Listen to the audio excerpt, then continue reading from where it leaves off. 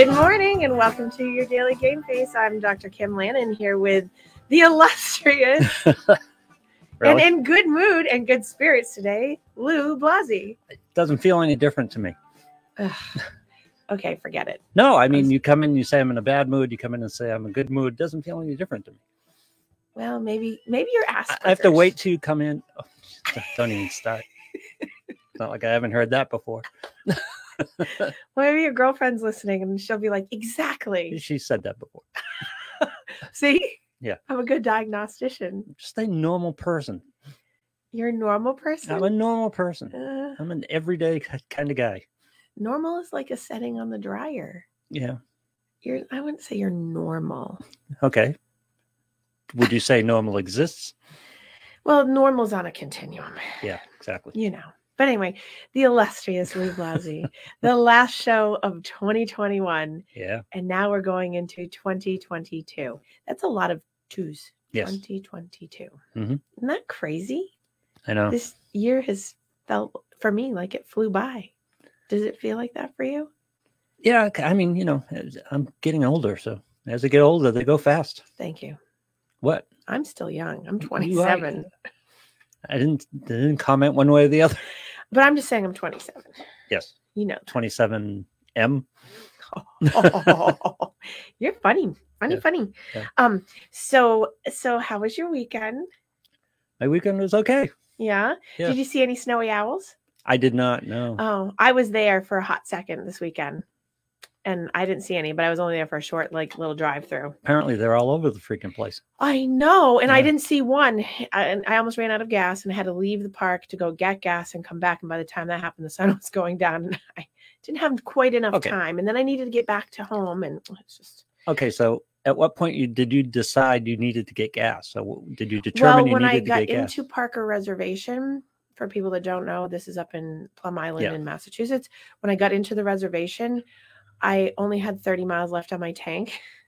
Okay. And when I got down to 14 miles, I turned around and came back out of the reservation and went back into Newburyport to get gas and then came all the way back. Yeah. Planning is not a... John got yelled at by a person as a passerby, which I won't tell you why, because you know how people are. Oh God, yeah. Especially around there, yeah. There's always a Karen. Oh God, yeah. Right, so it's a town of Karens. Yes, well, right, and so that was there. And I think I told this story, but in the middle of last year's pandemic, in the middle of it, there was a big uproar on one of the local groups because someone was suggesting that when the bridge is up on Newburyport Harbor, that everyone waiting on the bridge should stop their cars. They shouldn't idle. That was like a week's worth of. Oh wow, that's a lot. It's a week's worth of threads in the middle of a pandemic about idling your car on a bridge while the bridge is up. Wow. That's what. I have so many things I could say, but I'll just Newburyport in a nutshell. Good morning, Amy. I see that Amy's joined us this morning. Thank you. So there were plenty of people out there. So I shouldn't say I didn't see one. I believe I caught with my very lovely, expensive camera a snowy owl in flight. I definitely got northern harriers in flight, but I have not downloaded the pictures yet to actually look. So they were far off. So I imagine once I've downloaded and blow it up and see it, I'm thinking I probably got it in flight. It was definitely almost possible that it was that. So it was really close and it was flying overhead and, looking for something. And then John jumped out of the car and scared it. The big news last week is there's some European eagle or European hawk that's floating around somewhere. Oh, really? See, you shouldn't tell me this stuff because that makes me compelled to have to go. Well, let me dig it up first and before I go get my story straight. But something that's not indigenous to the area is flying around. Okay. Well, please let me know. Okay. So your weekend was good though? Yeah. You had a beautiful Christmas? Had a good Christmas, yeah. Yeah. Did you? Nobody died. Oh my God. Good. Did you do well by your peeps? Yes. Yes, I believe I did. You didn't get in trouble. You didn't disappoint. Did not. No. You didn't piss anybody off. Nothing related to Christmas anyway. Oh, good. Well, at least it came out unscathed on that one. Yeah. Right. So, and you're going to be going away to New Year's in the same place I'm going to be. How weird is that? Yeah, well, and we didn't even plan it. No, It was just a happenstance that we're going to the exact same place. Great minds or crazy minds think alike, right? Well, you own there, so you're going to be there. Yes. But you and I didn't know that we were going to both be there. No, I know. Yeah. And I'm trying to convince Lou. Lou's very difficult to convince to go to this amazing restaurant. I'm convinced. I'm not the only person on the committee. I know, but this is, if you don't go to this one restaurant, I'm going to give it a big plug because it is, I shouldn't because then people go there. But I should give it a big plug because it's one of my favorite places. I've been going there for the past 20 years. It's the Gypsy Cafe. We won't tell where we're staying, but it's up in Lincoln, New Hampshire. It is hands down. If it's, feel like the Phantom Gourmet.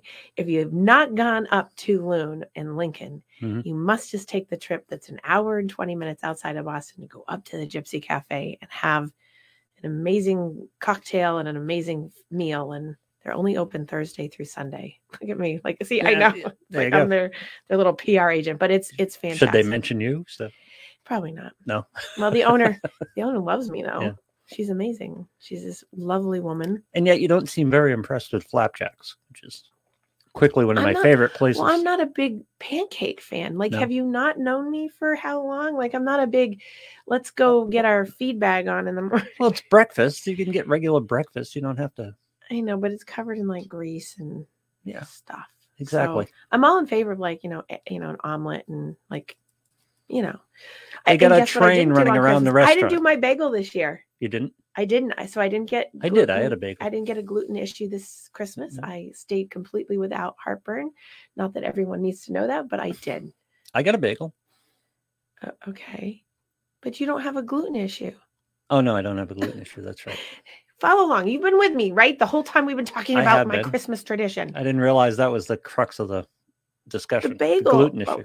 Well, it's not, but it was my crux of the bagel issue. I didn't have the bagel issue. Of all the things that I've given up in, trying to eat a little bit better and stuff like that, bagel might be the thing I miss the most. Well, I love bagels, but they don't love me, as you know, and they hurt me. Yeah. But I love them, so I will sometimes take the hurt over it. But I didn't want to do it this Christmas, so I stayed away from that. Yep. Anyway, so we have. Oh no, I take that back. Because with this blood pressure thing, now I have had to give up my tea. Your tea? Yes. Not the bourbon, the tea. No, not the tea. Because the tea that I love, because when I was losing weight, I started searching for a tea that I could drink without milk and sugar, that had enough flavor to it to drink without milk and sugar. All tea has a good flavor. No, it really doesn't. Okay. This is what I'm discovering. And this tea I landed on was Yogi's Egyptian licorice. And licorice, you don't like licorice? Anise and licorice.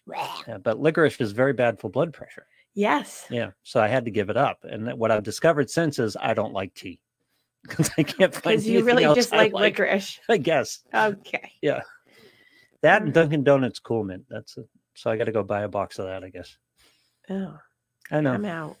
I'm out on all those things. Yeah. I don't do chocolate and mint together. Not a big mint fan. You don't like mint? I like mint, and I like chocolate. I don't like them mixed together or cocoa and mint. Ugh. Okay, fair enough. Yes, I've made my. It's a little unusual, but it's a little unusual, but yeah. Well, some people don't like peanut butter cups and peanut butter and chocolate together. Are you one of those people? No, I like chocolate together. No, it's gonna get worried. But it's kind of like one of those things. Like when someone says you want mint chocolate chip ice cream, I'm like, oh no, I don't. Thank you. Or that peppermint stick ice cream. Yeah, I'm not as big a fan of peppermint as I am as of regular mint. Yeah, I'm good. Yeah, like spearmint. Like I like spearmint's good. I like spearmint by itself. But anyway, I digress. Yep. So we have been talking about coming into the new year. And since we're coming into the new year, I'm sure everyone out there that hasn't been listening or that they have is like, oh, I got a resolution. Yeah. And what my thought is on resolutions. Don't do it. Oh, that's right. The gym next week is going to be brutal. Exactly. Yeah. So go outside and run. Yeah. And besides the fact that what's interesting, because as there's so many different pieces, is the pandemic has ramped back up. So I've noticed my gym has dropped off a lot because a lot of people have been afraid to go back in since the past 2 weeks, which good for me. Yay. Yeah. And also people don't like to wear the mask in the gym, which is fine by me. Don't come to the gym because then it's more the gym to me.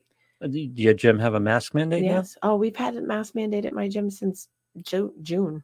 Oh, really? Yes. Interesting. Okay. Yes. It's so bizarre Because I'm waiting for that. because the town that That's my got to be gym is right in around is the like corner. the most like unlikely in my mind to have like those kinds of things, and they're the ones that's held the most staunch to it.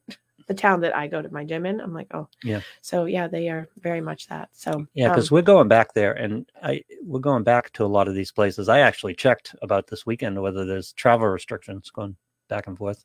No, I know, but yeah, I mean, off air, I'll tell you all. I know. I know. There's no travel restrictions where we're going. Yep. Because of where we're going. Yep. Because that doesn't. It's like going to Florida, and I love Florida, but that you remember I told you like that woman that looked at me and said, "Oh, honey, we don't have COVID here." I'm like, okay, like we don't. Well, I got asked can't if even have there's this conversation with you. I got asked if there was a restriction. And I said it's New Hampshire. I doubt it. No, exactly. It's Yeah. not. There's no Yeah. restriction. Yeah. So, I mean, But I was worried I couldn't get back into Massachusetts. That's it. really. Listen, it happened before. You okay? Listen, you're a crazy person. I'm not was crazy. like at the Massachusetts is beginning. crazy. I don't know when I never had these issues, and I've been traveling for work and stuff all the time, Yeah. back and forth in New No, I Hampshire know. and Florida and Texas. And I was just checking. I was just trying to be a good citizen. oh, okay.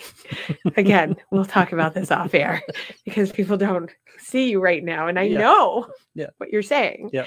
You're so funny. Yeah. You make me laugh. Well, Anyway, so the resolutions moving forward, we Yes. keep getting sidetracked. So you know how I'm about the resolution not being like the thing you should really do. Right. If you're going to make a resolution and you really want to call it that, let's start at that base because we're coming into it. The resolution per se should have a resolution buddy. You need somebody to be accountable to. If you're really going to hold to a resolution, you need to tell someone that you know is going to hold you accountable and not just be like, oh, that's awesome. Yay. And clap. And then when you don't do it, they're going to be like, oh, that's too bad. Or, they're not going to give you the push and the motivation because we're so externalized. So I always scrap resolutions, as you know, and say, we should have started micro goaling. And if you haven't started it, that's okay. Because I know a lot of people are waiting till Saturday morning to start their micro goals.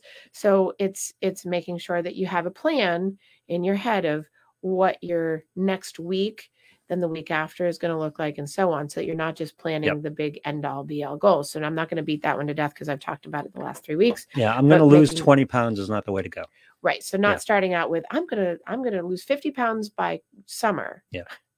How about we just, in the next week, I'm going to have, big year because the pandemic made people drink more alcohol. So the big trend this year for you to know with your bourbon is that Yeah, why? it's supposed Why are to you be, pointing me out here? it's not supposed to be. There's been a very big trend of like, sober October and dry January and, whatever you want to, the little names that go with it. So if that's a goal for you, I think 30 days is a good thing for people. Like that's a great micro goal that you're going to stay sober or you're not going to eat carbs or you're not going to eat added sugars or you're not going to spend excess money or you're not going to go shop. Like whatever the thing is do it in small little bits so that you don't overwhelm yourself. So super important. And then having that buddy to be accountable to, if because more people than not they lack the accountability to themselves and they're not necessarily self-motivated. It's kind of like the difference between people who don't go into like the elite level of sport and they stay at the recreational level because they just don't have the motivation and dedication. They love the sport or they love the thing, but they just don't have that extra drive to do it. It's the same thing with these items of resolution, is that picking something that's like, okay, I can do this for the next 30 days because once you hit, it's like going to the gym for 5 minutes. It usually turns into more. And I have to give, I won't rat her out, but it's like, except for my friend who went to the gym last week and stood at the front door and turned around and left. And I looked at her like, what did you do? And she's like, yeah, I got to the front That door. actually happens? Yes, she did. Well, I actually have to say, I've actually never experienced someone telling me that. No. But my friend who knows what I do for a living looked at me and said, I went to the gym today and I stood at the door and I turned around and left. And I was like, wow, that is quite something that you did that. Never heard of 'Cause that. I don't imagine I could actually do that. No. So, but nonetheless, I'm especially sure in the there's people winter. that do it. They just don't talk about it. Especially in the winter, you leave the house, you get in the car, you get out of the house, you walk to the door, But and then she turn was around. tired. Yeah, but that's usually a determination you make somewhere before the front door of She the got to the gym. front door. Yeah. And I can actually visualize her doing it too. I'm like, oh, yeah. So anyway, and I won't tell you who it is, but it's just, it's kind of funny. So if she's listening today, or people that know her that I know are listening, give her a hard time about stopping at the front door and not going in. Well, I'm kind of proud of her for giving herself permission to turn around. That's an excellent perspective. Yeah. See, you've channeled me. Yeah. Right. It's like that she knew not to go in. And I think there's, to that point, there's been times where I've had plans all day if I haven't gone to the gym or whatever, that I'm going to go. And then by the time I've done a 14-hour day, yep. I know that I'm too tired and I'll probably hurt myself if I go. So I've made the active decision, like, I think today's going to be a day that I'm just going to take it off. Sure, that happens, but you didn't drive to the, drive to the front door and make the decision. I'm just not going to make it because I just know. That's really kind of unique. I kind of like it. No, this is not what we want to practice, Lou. No, I don't recommend it, and I wouldn't want to continue it, but it's got some quality to it. Okay. So everyone that's listening, don't listen to Lou. Right. We don't want that. Okay. So here beyond my resolution piece of buddies. So the next piece that I had to take my notes today because I want to hit my New Year's things for people. Mm-hmm. So we talked at the beginning of the year about happiness versus joy. Do you remember that? A little bit. Yeah. Right. Refresh my memory. We haven't really come back around to it because we've got so many other things to talk about. But I thought that a recap of people often will say, are you happy? Are you, what makes you happy? And designating out maybe for the new year of practicing being more joyful or finding something more joyful versus happy. Happy is a state that's transient. Like you can be happy, and that's based on externals. Like, oh, the puppy makes me happy, and seeing my friend makes me happy.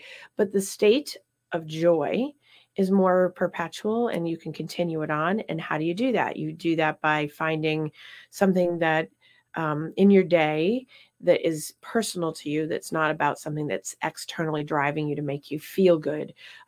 So, it's joyful to wake up in the morning and watch the sunrise. Maybe that's, you get up at 5 o'clock and maybe that's what you do. Yeah. Or 7:15 these days, whatever it is. Or you have joy in the fact that, you take a 20-minute break and do tea and maybe journal, or there's something that's joyful that you find. So it's, maybe people call it their passion, but joy's been a big tag word this year and trending. So finding your joy, what gives you joy? It's interesting. I have kids that will come in and talk to me and more lately and say that doesn't give me joy. Yeah. And I find that interesting because so many people talk about being happy. And I had a couple kids in the past few weeks talk about their joy, and they actively at all the ages that they're at, which are anywhere from like, I think 8 to 13 at these particular kids I'm thinking about, they all can define it the way I'm saying it, like that there's a difference between being happy, which is like, I'm happy because you gave me an ice cream, versus I feel joy because it's a state of my day and that I found joy in my life. So maybe practicing that is a possible goal for your next year, is finding joy in your day. Would it be fair to say that joy is what comes without attachment? Because you could just kind of hit on it. Like, for example, I'll be happy if I get this phone. I'll happy if I get this thing or go this place or do the traveling. That's happiness. But joy just comes without something, without the need to have something. Yeah. Well, so I think that the desire to have like yourself be related to more meaningful things in your life rather than circumstantial things. So the attachment would be the circumstantial things versus those meaningful things.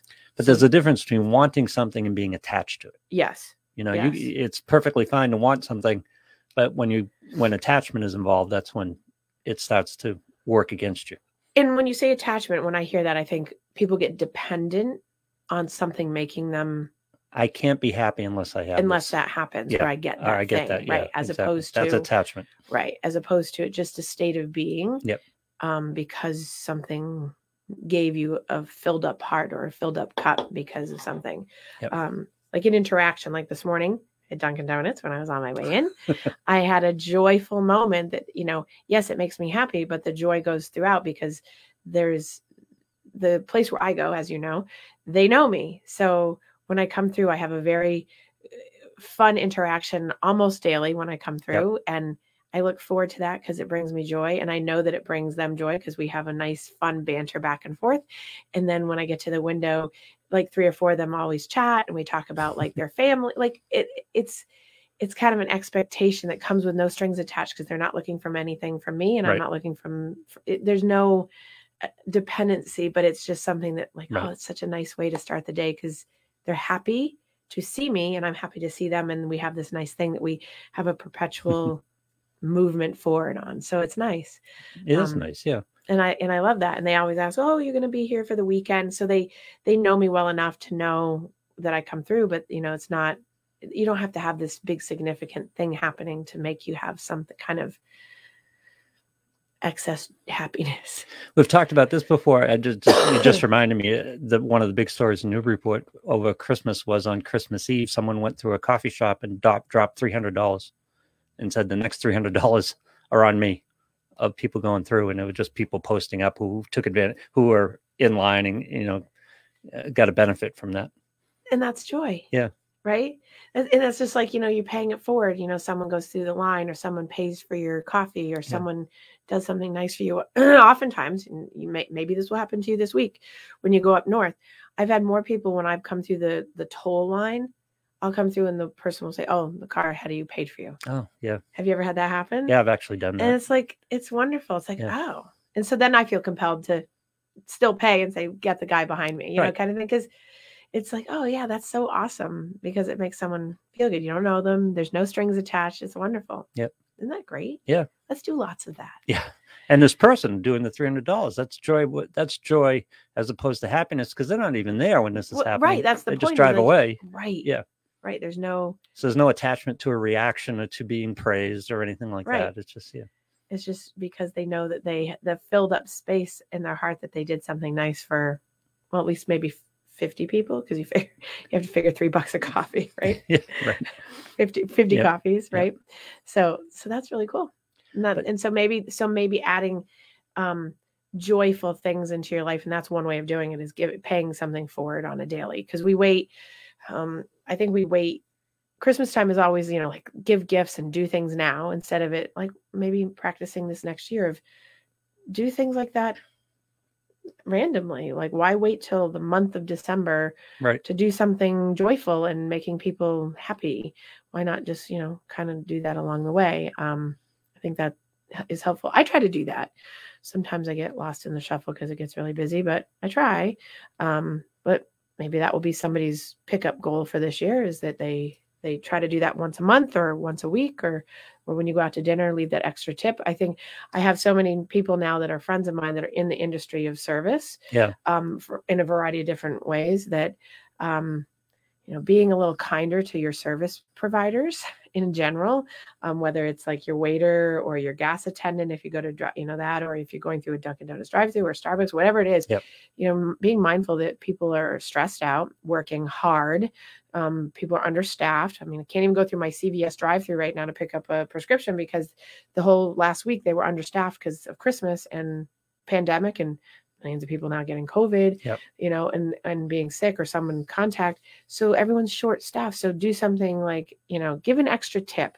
I felt sad for a couple of servers last week that I was around that I'm friends with. And they said, like that they had a $500 bill and the people left $5. Oh, and they'd been there for 4 hours. So, being mindful that people who are waiting on you and giving you like happiness and joy, they're there and they're only making X amount of dollars and that their tips are really important to them. And that 20%, unless they're terrible, I mean, you give 10%, but 20%, like give it out 20% or more. That's nuts. $5 and $500. That's almost criminal. Right. Yeah. Right. And to the point that my friend said, they might as well just give me nothing. Exactly. It's almost worse than waste, nothing. I mean, I had a whole bunch of stories. And I know this sounds counter, and I don't mean it this way, but God, for a few extra bucks, you can be a hero. And you just dumped $80 on a dinner. What's an extra $5 or $7 on your tip? Right. Exactly. Don't get me started. Yeah. So that, to my point, right? So that being the next piece. Okay. So then, I was thinking about people in their different kind of resolutions and thinking about time and money and how we, oftentimes I'll link, think about how much you spend in your money and how much you'd save and all that stuff. And so I was thinking that, treat your time like you treat your money. So you should treat it on a budget. So instead of spending, you're really looking at, how will I budget my time? How do I budget my money? And how do I budget my time? Because so many people say, I don't have time. And related to resolutions and New Year's things is how do I not make the excuse and the justification, well, I couldn't get to it because I don't have time. Like the gym, we'll go back to the gym because the easiest one that everyone's going to be out in the gym working out and losing 500 pounds. So it's, come February, it's, well, I didn't have time. I lost interest because, I just couldn't fit it in my schedule. Well, it's just like budgeting money. And if you're a bad budgeter of money, you're probably a bad budgeter of time. I mean, they kind of go hand in hand. So if you're not good at allocating out like these little compartments of time and money, then you're going to struggle. So maybe a good goal is, how do I put time in for myself? So as you know, I made a difference in my schedule this year. I think we talked about, did I tell you this? Yeah. So that I've made it so that I'm carving out bigger pieces of time so that I have time and not packing myself in, because I'm notorious for being like, oh, I'll just put one more person there because they need to see me. And because, but what's happening is it shortchanges, and then I'm not practicing what I preach. And I've called myself on it over and over this past year because pandemic has been really crazy. I've been trying to help a lot of people. And I'm like, well, you know what? I'm shortchanging myself, and it's actually made me really tired, as you know. So me as the example for myself is just budgeting time and saying, I can't, and no, and not worrying about, well, people are going to be upset. And I have people occasionally will say, what do you mean you're not going to be here? What do you mean you're taking time off? And it's like, well, yeah, right. Because unfortunately, and this happens, I think, across the board in many industries, is that when someone sees you in medical field, or someone sees you once every 2 or 3 weeks, they don't think about how many other people you see or how much other time you spend doing. So they only think of themselves. So when they get very self-involved, and that it's personal to them, and they don't think beyond the box. So it's like, well, no, I'm actually going to take that time. So budgeting your time. So if you want to have the gym be something for yourself, or you want to be able to work out and not go to the gym, but have it for yourself, and you have a home gym, or you want to do yoga, or you want to join a class, or you want to do artwork, or you want to, whatever it is, today, tomorrow, Friday, really make a small micro goaling plan of every single day you're going to set aside this time and block it out on a schedule. I tell all my clients to take their scheduler, and I'm a big old school book, like handwritten, like I have my phone schedule, but I have it all written down so you can visually see blocks of time that you're making an appointment to yourself. Right. So are you noting that to yourself, Lou? I see you noting something else. Yeah. Are you not paying attention? I'm paying attention. Oh my God. You just distracted yourself. No, it has to do with your show. So. Oh, fine. Making a reminder of myself. Okay, good. Yeah. So taking the time to appointment yourself so that you are fitting in your schedule. So for me, if you look at my book, I have the word in my blocks, no. So it's in big letters, no, so that I do not cross over the boundaries in my book block time. Even if I'm not going and doing something like specific, I'm stopping working at that time so that I have mental break. Because oftentimes, like the past 2 weeks, I will go straight through from 8 o'clock in the morning till 9 at night with no breaks. Yeah, that can't end well. No. Well, it ends with me exceptionally tired. Yeah. I get to go to the bathroom, but it's a run in between people. And, in the 5 minutes that I get to do something like notes or something, but it's too much. So I know lots of people that have the same issue, that they're doing that. And I have friends that have it. I have colleagues that do the same thing. So it's really about this year. I was like, oh, I can't keep doing this. It's just exhausting. 14 clients in a day and lunch on the run, kind of thing, and sitting and sitting and sitting. So taking my own personal story to say, okay, too much sitting we know is bad for the health. It adds on years of it takes away years off your life. Mhm. And then not taking a break from mental downtime, and then not saying no, and all these things. So it's like, okay, budgeting your time. So really trying to take, and that's not once a week. It has to be a daily thing. So, having that goal. So my micro goal, and I started this December 1st thinking, okay, I got to plan ahead. How am I going to do that? So I've already done my January time, my February time. I've already blocked it all out, knowing that I'm not going to cross over that, and being able to say, I'm done doing. Yep. Can I take that another level? Sure, you can do whatever you want. Because I think it's important to budget mental energy as well. And right. budget your focus and budget your attention, because what happens is, and I got to this later in life, and as you know, when you become aware of something, you start seeing it in other people. Right. And it's like 90% of the people that I come in contact with just confront everything. They just take on everything. And it's like, let it go. Right. Or don't engage. It's like, you see an article on COVID, or some idiot is writing about idling your car on the bridge while the bridge is open. I bought into it, and I'm going, well, actually, I was kind of amused, and I'm just going through the threat, but just walk away from it. Right. Don't take it on. And budgeting your mental energy is just as important as budgeting your time and budgeting your money. Well, so they go hand in hand. When you're budgeting your time, you're essentially budgeting your mental energy. So that's what I'm doing when I'm. But people search things out. It's social media. It's the news. It's like there's so many things that are competing for your mental attention, and not all of it needs to be confronted. Right. Let some stuff go. Exactly. Yeah. Well, so that's actually my next piece in my thing today, is like being mindful of your media consumption. Yeah. I think the pandemic has driven, I know, because we know statistically, we see how much it's been used and what's being utilized and what's being pitched. But this year, even though I know pandemic is still going on, but people have gotten back to a different kind of normal or typical, right? But social media is such a big part of that, and really being mindful, super aware of how much media consumption you're doing. I had a client come in yesterday that said that a year ago they weren't using Instagram at all, and now they've justified that they're using Instagram and Twitter on a daily basis for their business, but finding that they're spending 15 hours a week extra just on those two social media sites alone. Yeah. And we spent almost our entire session talking about how to really cut back on social media because of how much mental, physical, and emotional toll it takes on you. And people don't realize it because they're so invested in it. Being around the kids I was around this weekend, right? One of them had their phone confiscated for a bit of time.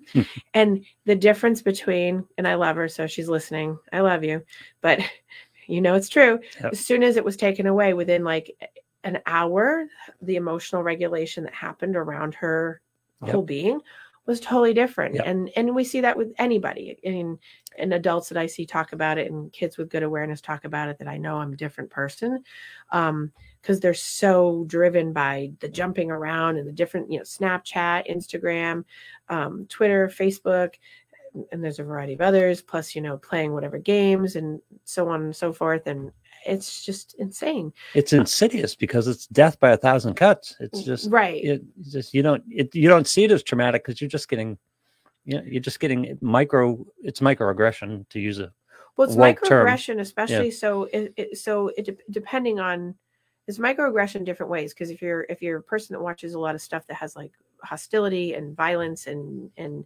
disparities of all kinds of different things, people, your media pitches to what you're looking for. So resolving to yourself to only consume things that are positive or productive. I have several clients that come in and they for some reason they get very pulled into, and I'm like, what are you feeding into your feed, into your search engines, right? Yep. Because they're getting pitched a lot of stuff that's super unhealthy and wrong information. And we spend a lot of time talking, or I'll get like texts once in a while saying like, Dr. Landon, is this true? And like, where did you get that information? It's like some kind of cockamamie out there theory on something.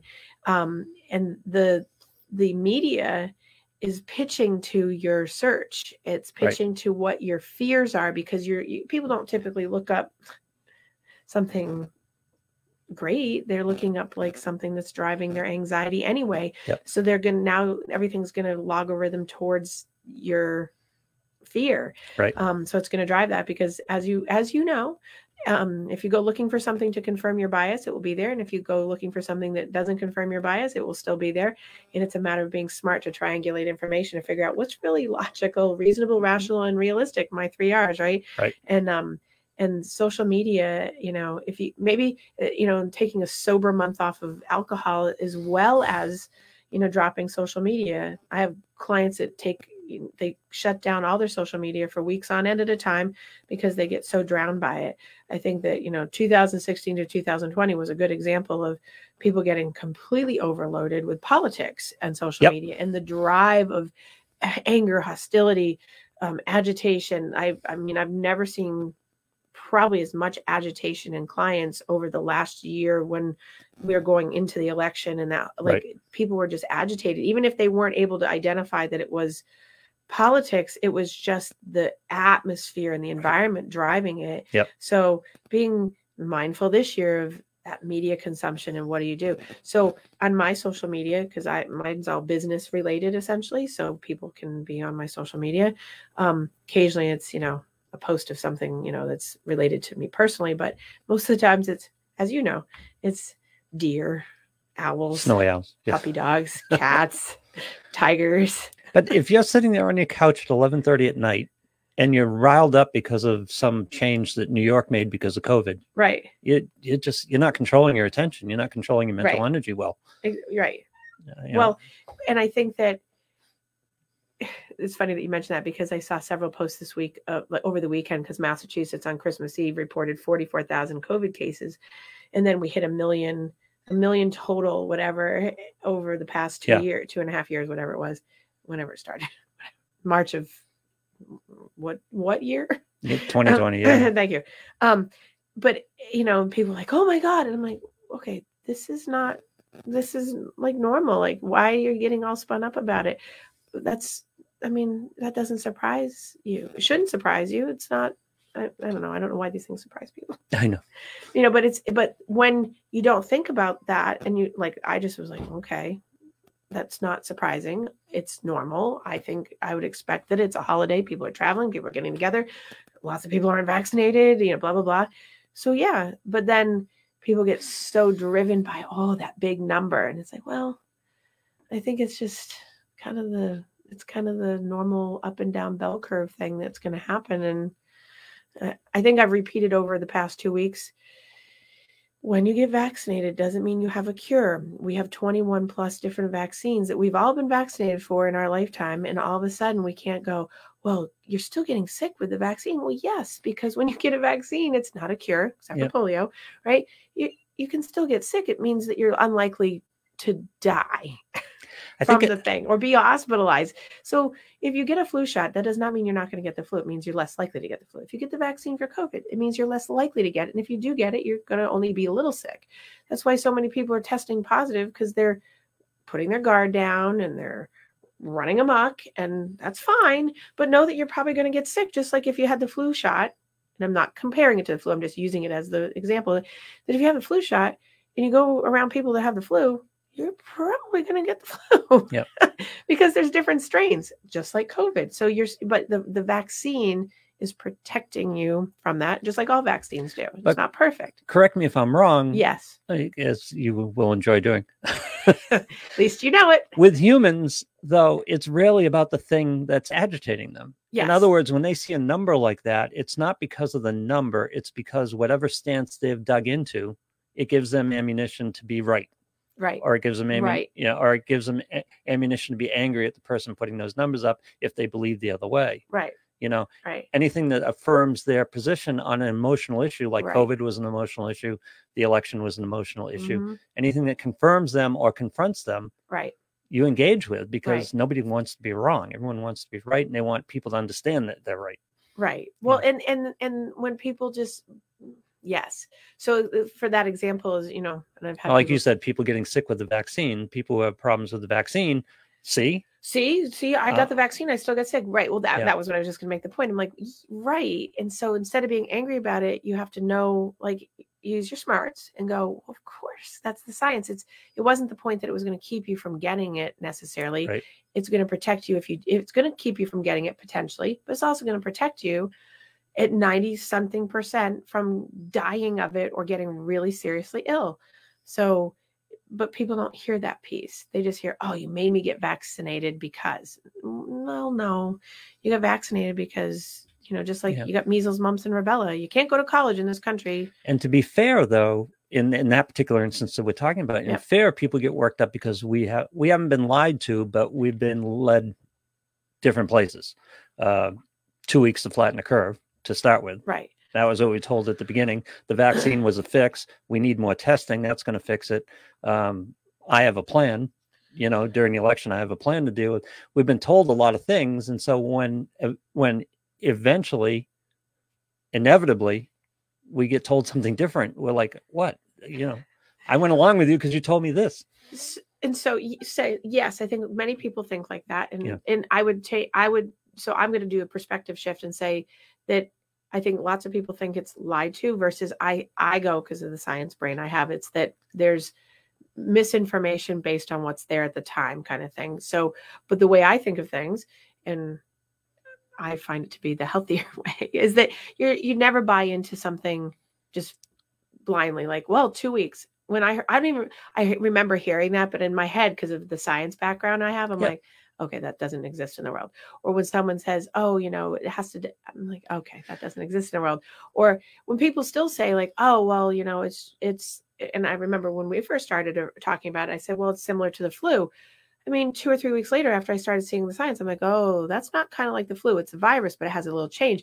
But then I didn't get, and here's to the point of divisiveness. I didn't get angry with the movement of the changing of it, because in science, you go with what you know until you find something new. No, but it's less about the movement of the science, and because any reasonable person says we don't understand this yet, we don't know, we're just kind of guessing at this point.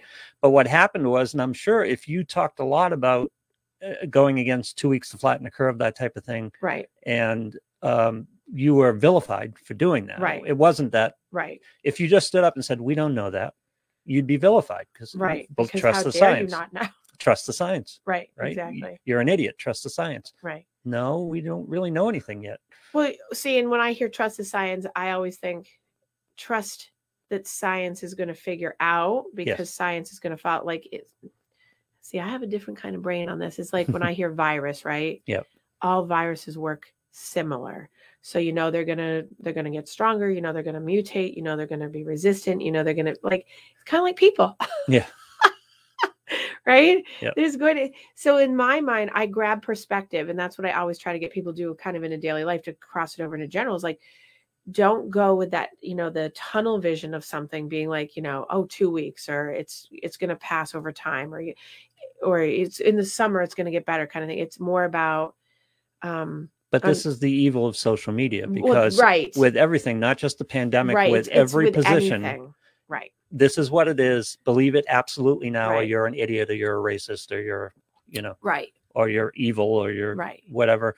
And it's not so much, you can't question, you can't have questions, you can't approach issues now, because if you don't believe this absolutely right now, you're an idiot. That's the social media swimming pool there. And so to that point, to take it just off of the COVID issue, like, so that people see that it's not just about that. Like, there's, I had a client this week talking to me exactly about that, because someone in their family is transgender, and another family member had sent the entire family this big article on conversion therapy. Oh no. And so of course my client came in and was very upset about their family member being transgender, discriminated against, because the whole family had sent out this thing and was talking about how conversion therapy really works and all this stuff. And they wanted to know my thoughts on conversion therapy. And of course I debunked that, because conversion therapy is ridiculous for that. And that doesn't work. And there's nothing that needs to be fixed. It's not.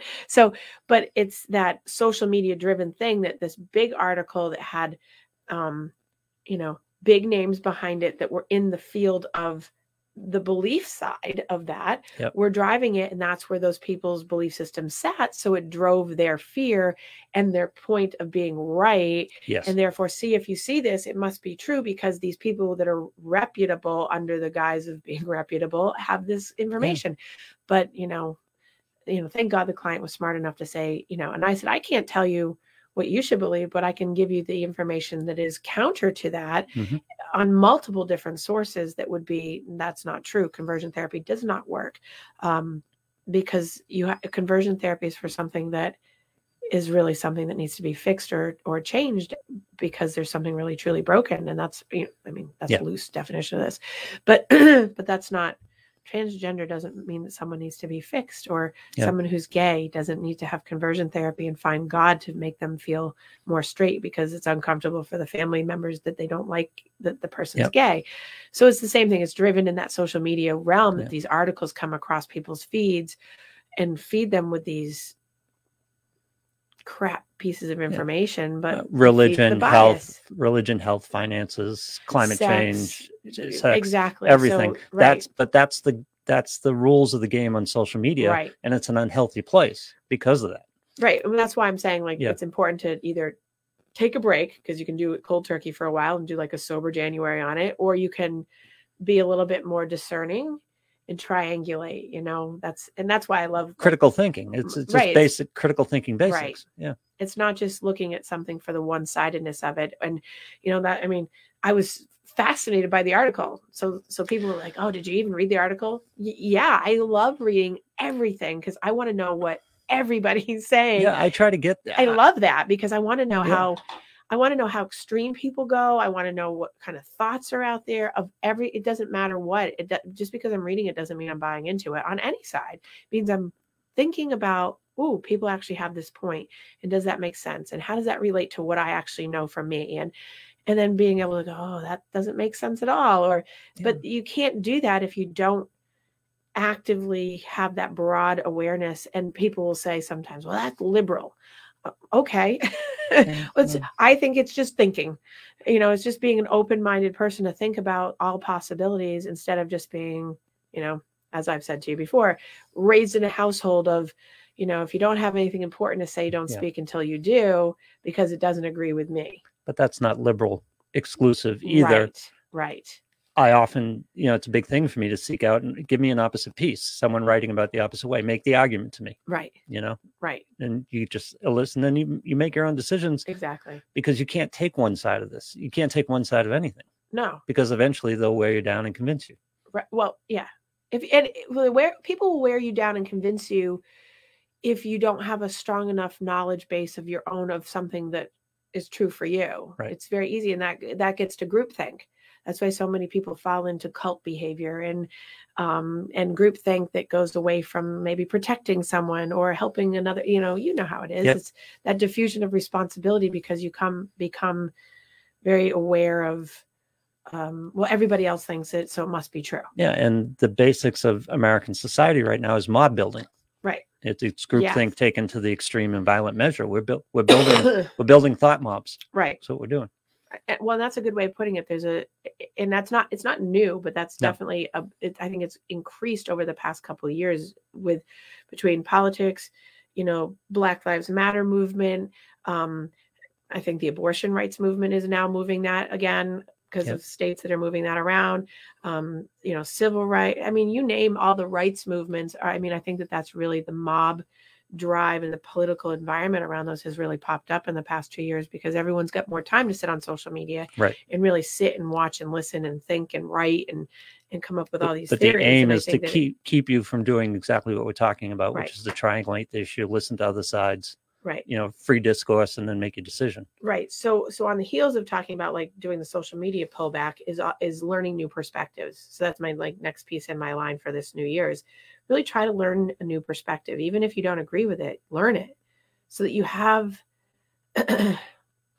maybe go into next year, 2023, being smarter than you were this year. Smarter doesn't mean that you're having to jump sides or take on someone else's thought and agree. It means just learn the perspective, be open to the possibility that something else might be true, or people are so wed to their I mean, this is in mental health all the time, is the negative versus the positive, right? It's all or nothing. They're so wed to what they already know, the devil that they know versus the devil they don't. And the devil that they know is the negative one, typically, that drives their depression, their anxiety, their sadness, their loneliness, their eating, their drinking, whatever it is. And they're so reluctant to let go of it, but they want to. But to let go is the fear of the unknown, because they have to generate another perspective that could possibly be better on the other side. But it's going to come at a cost. And the cost is often like, well, there's work involved, or there, and I always remind people that it was work for you to get where you are now. There's if you're an alcoholic, it took you work to get there. Yeah. If you struggle with saving money, it took you work to get there. If you, lost your family and whatever, it took work to get there. So it may have come easier because it just happened so fast. But you did a good job on getting there. Everything's hard. Yeah. People love it when I say but that. But what you just talked about there comes back to death of self a lot of times. And if we're going to continue the mob analogy, you have to detach yourself from a mob, which means you're on your own for a while. Right. And that's fearful for people. Exactly. Because people like to have the comfort and the safety net of, well, my parents think that, or my friends think that. Social media thinks that. And they back me up. So it must be true. Exactly. Yeah.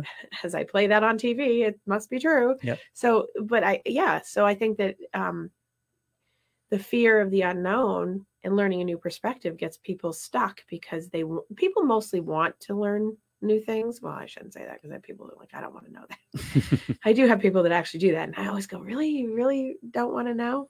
But I think, even in the people I just thought of that do that, I think I can see their faces in my head being like, oh, but they do, but they're scared.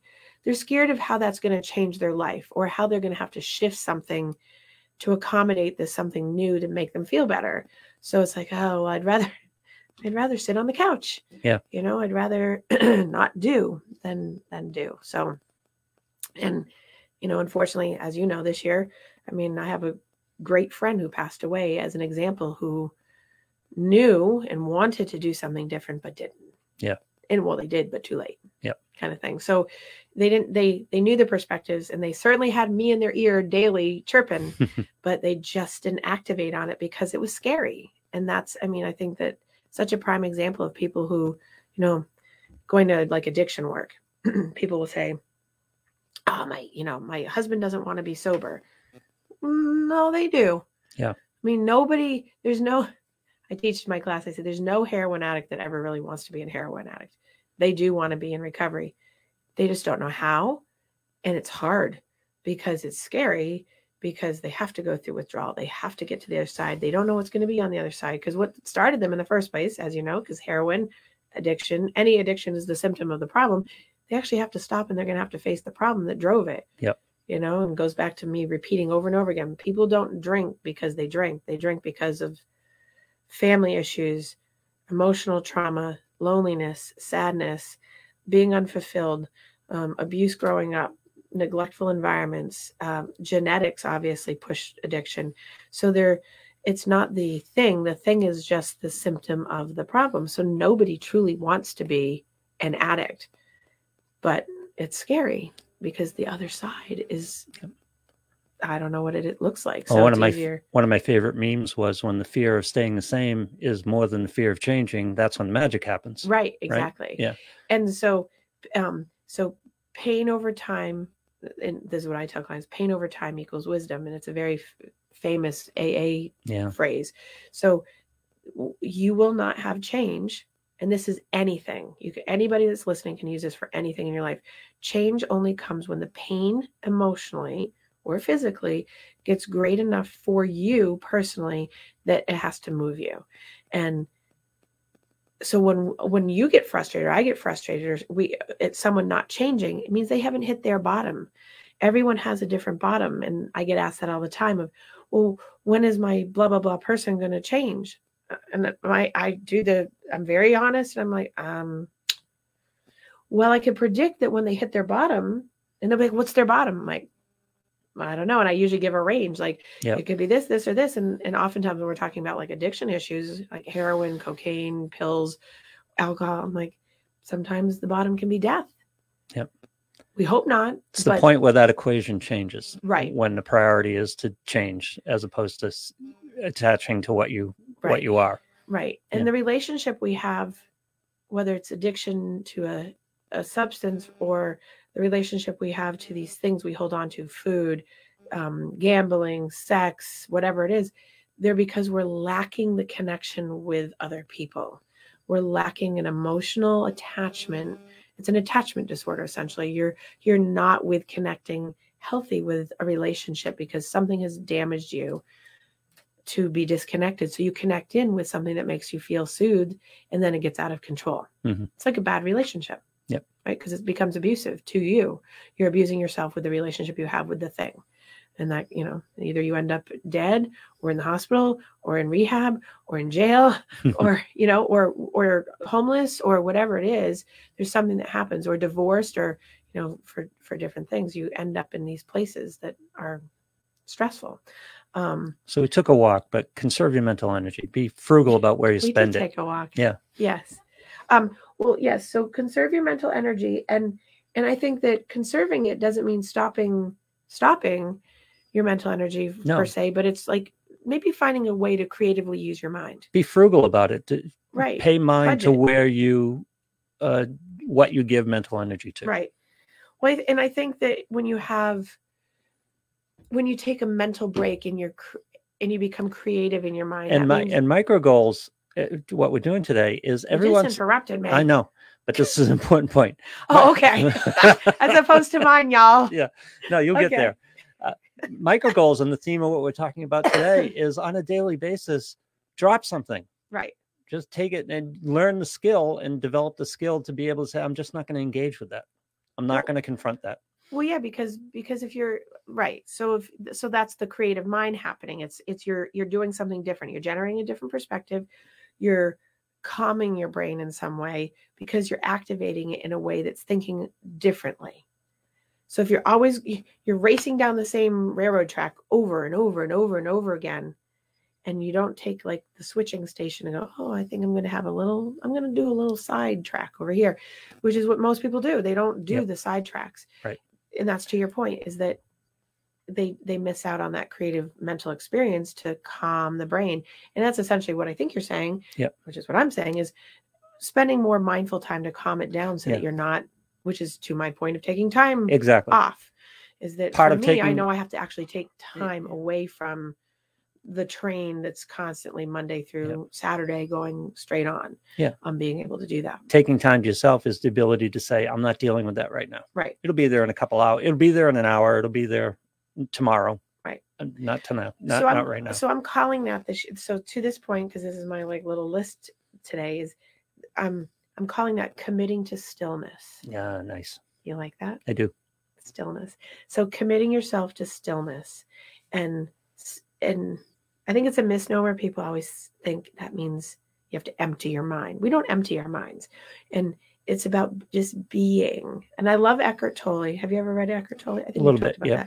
So Eckhart Tolle is very difficult to read for a lot of people, but nonetheless, I love him and I love reading him.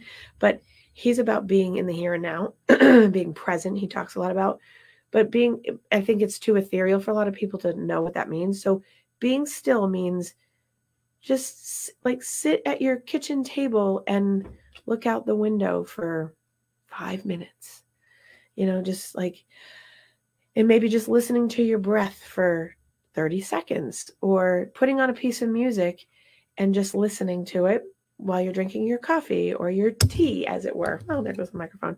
Or doing something that just makes you still. That's why I love the Calm app. The Calm app that comes in on TV. I love those commercials. It will come on, nothing will happen, and it will be a clock of 30 seconds, and it will you just read it and says, take the next 30 seconds to do nothing. And if you do that, and that commercial is so great, if you do that, all you feel afterwards is like, oh, that's wonderful. Because that 30 seconds, what it does is it calms down your whole regulation emotional system in your brain, which is your hypothalamus and in your hippocampus, that emotional limbic system area. And my screen is flashing behind me, right? Yeah, we got some connection issues. Okay. And it slows down your regulator in your body for your emotions, and that's being still.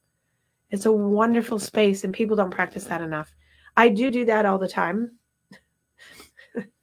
In between my hot second of here and hot second of there. But it's about can you take the time to be really still and practice that? And it goes with being creative in your mind by changing perspectives, taking the social media out, trying to generate and it's all those things. But you get that quote unquote stillness, because I don't want people to misunderstand. You get that stillness running, I would imagine. Right. And doing a bunch of things. Yes. And it's like I said, I challenge anybody to list your top 2 or 3 moments in your life, things you go back to. And in those moments, the noise floor had dropped and you were where you are. Right. You were just present with whoever or whatever you were doing, whether it's sitting on the beach, taking a run, whatever it is, whatever it is, watching a football game could be, because that reduces, you don't care about the phone ringing. You don't care about work. You're just watching the Patriots. Right. Well, I'm just laughing because I'm just thinking of all the people that lose their mind watching the Patriots. Yeah. But everything else, while you're losing your mind watching the Patriots, everything else is off. You're not worried about anything else at that point. You're just in it. That's it. Getting in your best moments have been the one where the noise floor is down and you're just you're just present. So learn how to create those times. Well, and I think because what that is too is you're working smarter, not harder. So you're conserving your mental energy by channeling it into the moment versus being scattered. And it's kind of like the ADD brain versus the non-ADD brain. When people are really stressed out and not getting their resolutions met and they have too much overwhelming them, the ADD brain is how I describe it. It's like having 1,000 television sets on that are going. And when either you medicate it, unnaturally, it will bring it down to 1 or 2 TVs that are on. And if you don't medicate it and you learn behavioral strategies, just like I'm talking about today, and you bring those TVs down to 1 or 2 channels and it quiets the mind, you're working smarter, not harder. You're not trying to manage all the channels. You're only managing the ones that really are necessary by just being in the moment and present and still. And sometimes the moment doesn't require you to do anything. Right. But we as a society, in our mental health and our physicality, we're always needing to be doing the next thing. Many times, having something, but sometimes you just have to be able to sit still. How many times during the day I'm looking and thinking, stay on task. Because you're trying to get a certain thing. No, not me. Oh, I thought you. I'm like, no, shocking. No, I've developed. This is part of my awareness. I'm part of the. I enjoy this, but once you become aware of it, you start seeing in other people. And you say, all right, we're doing this right now. Stay on task. Right.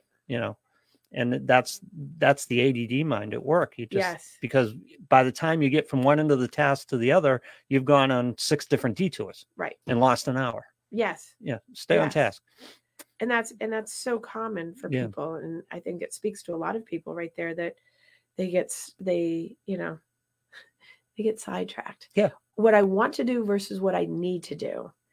Right. So because want is so much, I want to do that because it's so much more fun. What I need to do, oh God, I'm behind now because I didn't do it. But the one things I did were so much more fun. I want to go out for lunch. I want to go see friends.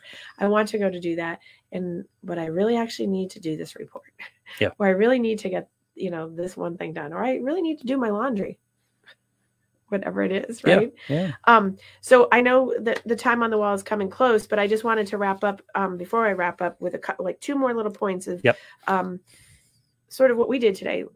Having conversations like this is to the health and wellness point is even though we're talking, it's about listening more, talking less. People are big talkers and obviously we're on a talk show, so we're talking. But just in general, that's why I love what I do for a living. I'm a big listener. And I have minimal to say until I have something good to say. So actually, my comment that was made to me as a child actually served me well. Yeah. And even though it was not so nice. Yep. Right. On the other level. But, listen more, talk less, because that gives you the ability to do all these things I'm talking about today. There goes my screen again. Do you see that? My screen keeps leaving me. I know. And then I think that the overall perspective for the year is work on healing. Healing doesn't mean you're damaged, but work on just healing your general sense of who you are on a daily. Like check in with yourself in the morning. Oh, those are beautiful pictures behind me, Lou. I love that. Look at the end of the year, and maybe it's speaking to me. I've got like a spirit behind me. Oh, that's really pretty. No, there are days when we have Look bad at that. days. That's a beautiful aurora borealis. Chromecast has rough days, and it's having a rough day That is today. absolutely gorgeous, though. So Yeah. I am very happy with that picture behind me. That is, if you are watching my show today, wow, that is gorgeous. Yep. That's like, ooh, wow, ooh, that's a lot. Yep. That one's a little too much. Yep. But healing every day, that was to my point, is really practicing just being in the awareness state of being in a healthy, that's to the joy. Are you in a mode of being forward moving and happy for things, but joyful and looking for how to be in health mode? If you have toxic people in your life, that doesn't mean you have to be around them. If you have food products that you don't want around you anymore, get rid of them. Don't feel bad because you bought them and you spent $20. Just don't buy them again. Like, be real with yourself so that you have that healing perspective on a daily, so you can activate these, whatever 12 things I just gave you. So I will be obviously revisiting these things throughout the year, because we have a great new year coming, and we are coming up on my 100th show soon. What number are we on? Do you know? 95, 6. This is 6, I think. Yeah. Maybe 96 or 97. So we'll just have a big party on that day, because I'll be on number 100. Isn't that crazy? Yeah. Right. So, but for everyone, next week I will be coming from my vacation area, because I will be doing this show as my work for the week. But I will be coming to you on the first week of 2022 from my vacation area, and it'll be fabulous. And I will see you guys then. Have a wonderful, safe, happy, healthy, and mentally wonderful, joyful new year.